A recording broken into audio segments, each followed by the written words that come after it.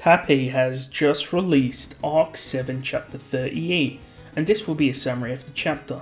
I highly recommend you check out my Arc 7 Chapter 37 summary. Anyways, let's get into the video. The chapter begins with Subaru thinking about the idea of getting Yorna on his side. The outlook is that Abel is disgusting. After all, Yorna was someone who rebelled against Vincent.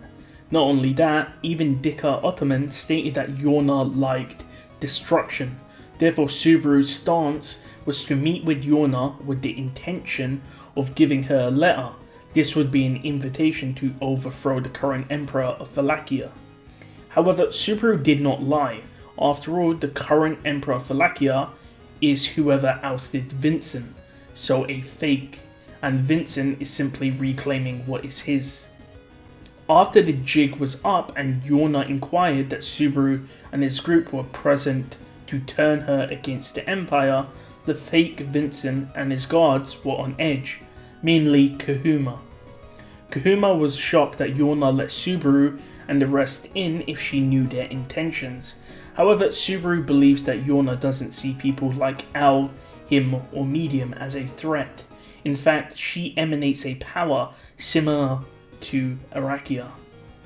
Yorna plays dumb regarding knowing Subaru and the rest were rebels, and Kahuma gets angry. However, Vincent interrupts them. Subaru wonders what the fake Vincent is thinking.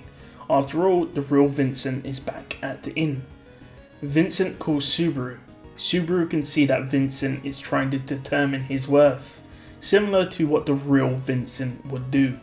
However, Subaru reacted to this look by stating that Vincent's eyes are annoying, shocking everyone in the room. Subaru tried to say it was an accident as Al and Medium looked on. The situation was tense, and Yorna was overlooking Subaru. Subaru could tell Yorna was getting disinterested, and if that happened, he would lose Yorna's assistance.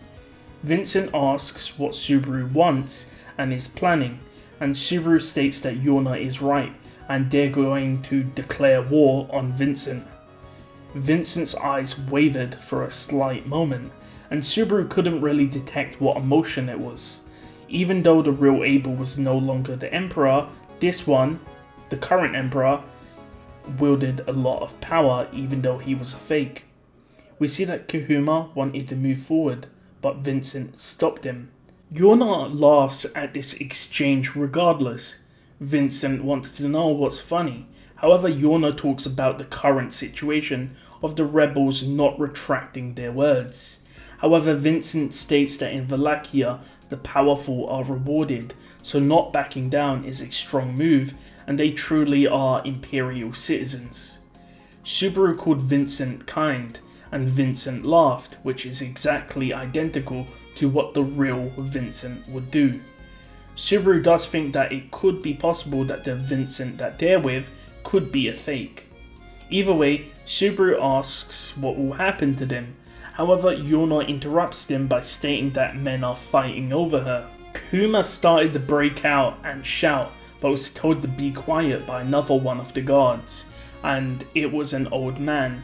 We see that this old man is actually Olbart Dunkuken, one of the 9 divine generals.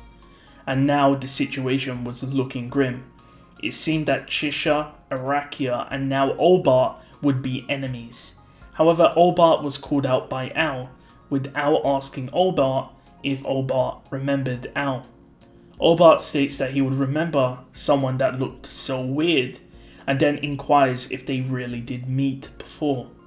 Al explains that the last time they met was when Al was with Arachia, and Olbart actually does remember this, and is shocked that Al is still alive. Vincent inquires if Olbart knows who Al is, and Olbart explains that when Vincent was made emperor 8 years ago, there were uprisings, namely one at the gladiator arena. Al and Arachia were useful in liberating the island. With that, Al steps forward and states he hasn't been rewarded for his work 8 years ago. Vincent asks Al what he would want, and Al states that he wants to give a love letter from his lord to Yorna, and if Vincent will permit it. Vincent stated it would be fine. Yona found the situation amusing, so she was interested. However, there was one condition. Only giving the letter would be allowed. In other words, a response from Yona wouldn't be observed. Yona also stated that she will read it after Subaru and the group leaves. With that, Subaru gave Yona the letter and again declared that he will go to war with Vincent. This caused Kahuna to explode with anger, launching thorns at Subaru. However, Al grabbed Subaru and blocked the thorns with his sword. We see that Medium was okay and she nearly died, but Al told her what to do, so she survived as she slashed down some thorns. With that, Al, Medium and Subaru cut their way through the thorns as they tried to escape the castle. However, as Subaru ran, a needle nearly pierced his temple. However, Al blocked the attack with his sword. If Al didn't do that, Subaru would have died. Subaru called on Medium and she gains momentum as she starts cutting down the thorns. Al shouts out locations of Medium's body and Medium attacks near that location. Al is essentially telling Medium where the thorns are coming from. Al's survivability, which was seen versus Arachia, can also be then used on other people to make sure they survive. Medium then reached the window and broke open a wooden fence, blocking their way. As Subaru caught up to her, however, before they could escape out of the window, Olbar appeared in front of them from thin air and he pierced their chest with his hands. However, Medium was fine, and Subaru looked at his chest and saw no blood. He only nearly lost consciousness for a moment.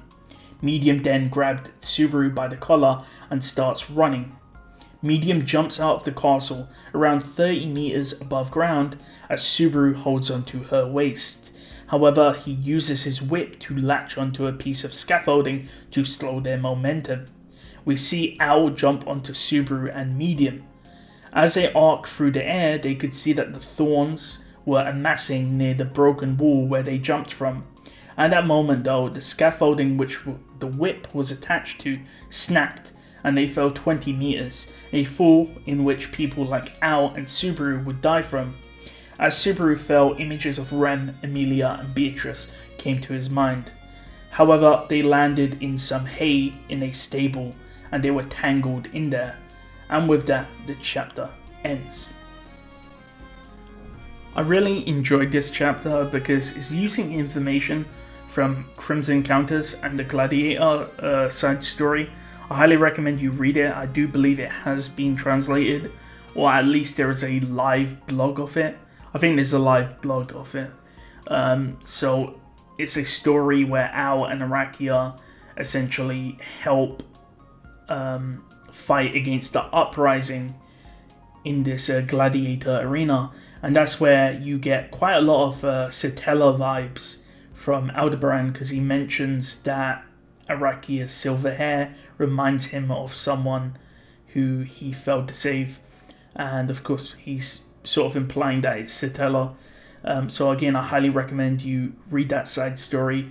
But we see that Al's most likely using his ability during this whole fight. He keeps saving people when they're about to die, which is interesting because if Subaru was going to die from the needle, that means that he would have returned by death, right? So it seems that Al's territory takes priority over return by death, if that makes sense. So if Subaru did get pierced by the needle, he would have died immediately and returned by death, right? But it seems like Al's territory, he can just keep resetting it even if Subaru dies. I'm not sure if that makes sense. It makes sense to me. But yeah, anyways, it was a good chapter. I feel like Yona will join. She's got the letter, she'll read it. I'm pretty sure she'll join Vincent's group. The real one, not the fake one. But that's all for me. Thank you for listening.